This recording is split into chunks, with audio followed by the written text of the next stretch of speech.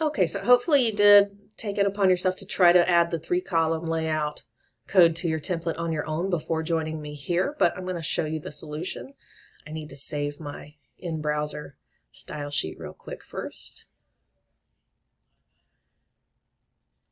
Okay, and now I'm going to come back to my code here, and what I need to do is I'm just going to modify these again, but I'm going to modify them in a way that's a little bit more efficient for me. First, going to copy all of the code for I'm going to copy it all for a single column layout. That way I only have one. And put that at the end here.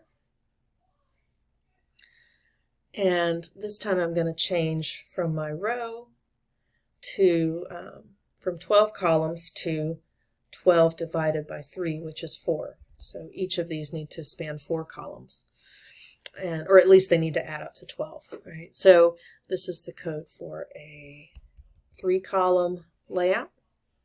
To make a 3-column layout, I need a row that contains 3 divs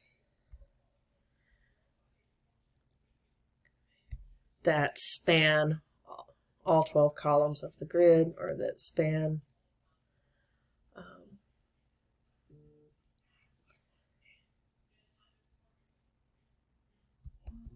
numbers, let's see, that span columns of the grid that add up to 12. So in this case, I'm going to do equal columns again. It doesn't have to be, right? But 4 plus 4 plus 4 equals 12. You could also do 2 plus 6 plus 4, whatever you needed to do, as long as all 3 of them add up to 12. And now that I've updated this one, I just need to update my comment here about this closing the 12-column div to say that it's closing the 4-column div. And then I'm going to copy my column div, and I'm going to make sure that I paste 2 copies of it inside the same row so that they're all grouped by 1 row. And I need to change this to come out to a code for a 3-column layout instead of single-column layout. Once I save that, I can come back to my browser, and I can see that once I hit 550, they all collapse, but that anything above 550, and I've got these nice even layouts that start to create a much more interesting layout for each of my pages, or at least gives me the opportunity to. And if I want to see how they're working, I can also remove the comments from around my column and row wildcard kind of just placeholder things that highlight them so I can see what's going on. Something you could do as well, instead of doing borders for both, now that I think about it, maybe for our columns we give them a blue background.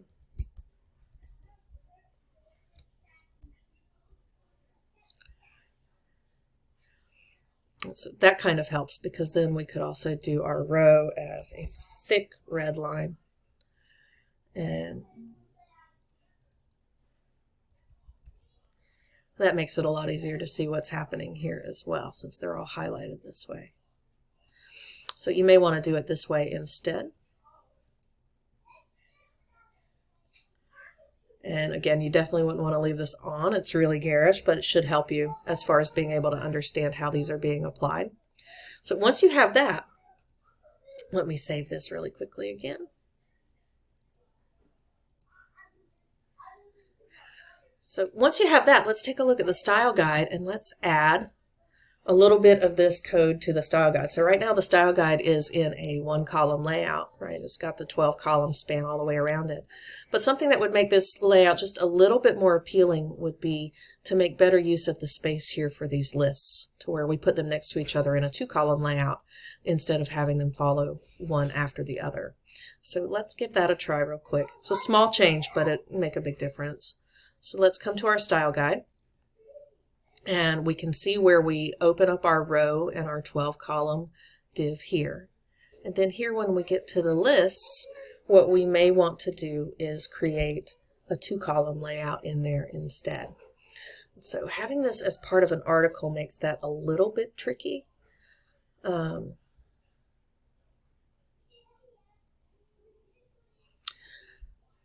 So we'd be kind of resetting our grid to start it over in there. Let's take a look real quick. So if we wrap all of our text up to the article in this 12-column div, and then we close the 12-column div here,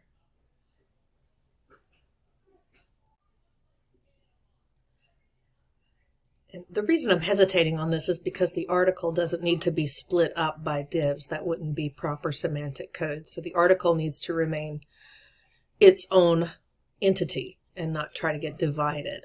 But what I could probably do is close this row here.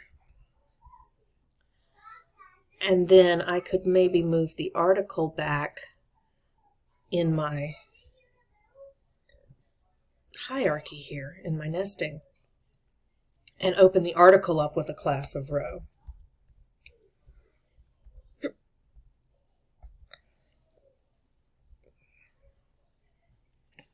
Now, before I forget to, I've got these closing divs down here that are now out of place if I do that. So I should actually replace these closing divs up here with those. That way I get the comments and everything too.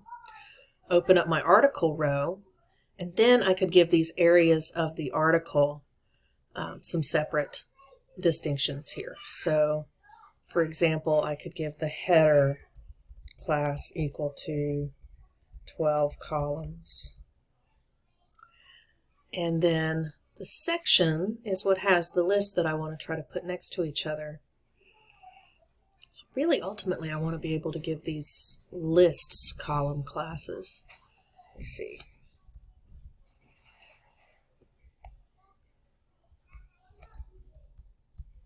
So I'm going to go ahead and add that, and then I'm going to work from the inside out. Actually, I'd probably want to wrap, instead of giving the list that, I'd probably want to wrap those in 6-column divs. So, because I want to get the headings in here as well. So let's see. Let's create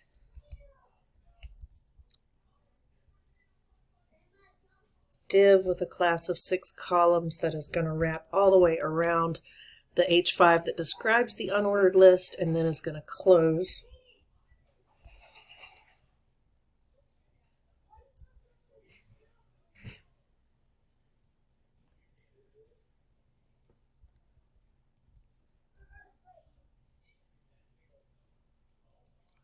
And then the same thing here, so that these are both wrapped in 6 columns, and then they need to be wrapped in a row.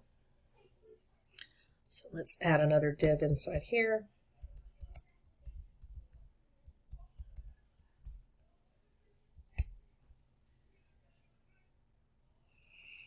And be kind of moving my indentation around a bit as I'm working through this, just to try to keep it where I can see the relationship. But now this creates a row that has all 6 columns in it. My header is acting as a 12-column within the row that is the article.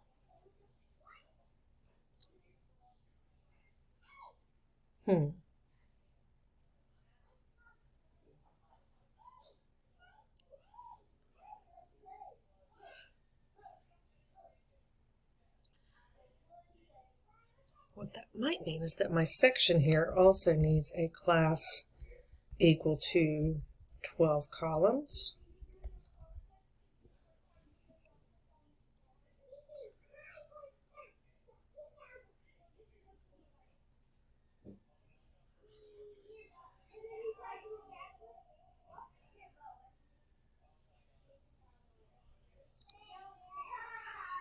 That's not going to work because it contains these. So let's see how badly I've messed it up real quick.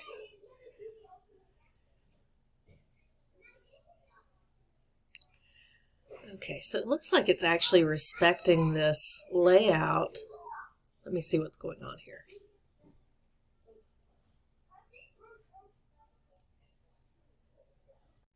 All right, so let's uncomment my temporary styles here so I can see what's happening.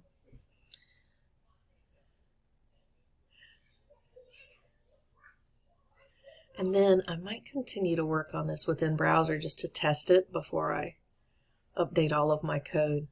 So that requires me to edit the HTML in browser, which is a little bit trickier. It's all taking place within the main element. So we've got this 12 column div. That makes sense. And then the article is being treated as a row. And that's where things are getting a little bit confusing. So it might be better to wrap the article in a row.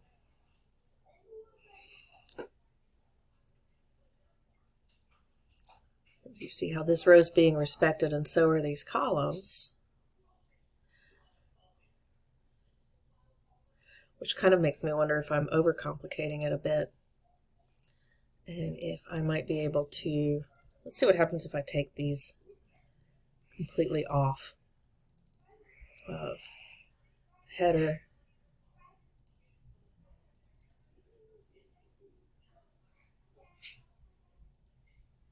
article,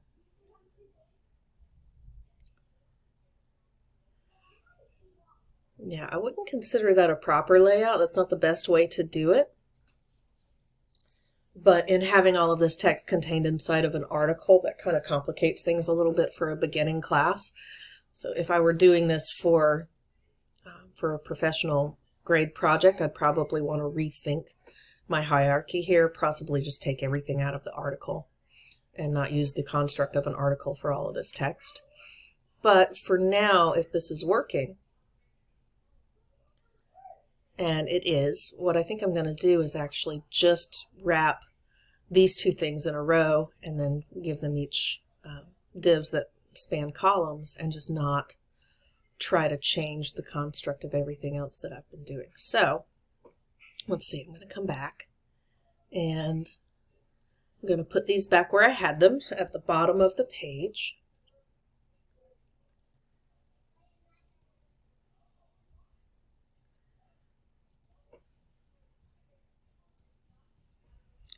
That, and then I am going to tab my article back in with the rest of the content, but instead of giving it a class of row, and instead of giving this header a class of 12 columns, and I'm going to remove this class of 12 columns from the section as well, and I'm just going to keep this div inside this section that creates a new row and assigns these as having 6 column spans, and I'm going to see if that takes care of it for now. So let's come back and reload. And it looks like it does. Again, I need to come back to my temporary styles and turn them back on just so I can see what's happening. So there's probably a little bit of a disconnect, just slightly right here, in how far indented this heading is as compared to these. And that's really the main thing I would be concerned about at this point, but actually they look pretty flush as well. So overall, I think, again, since we're just starting out, that this is an effective way to handle this, and it gives us a little bit better use of the space where these lists are being presented. You could always take this a little further if you wanted to as well, but I think for our purposes for this phase of the project that this looks really good.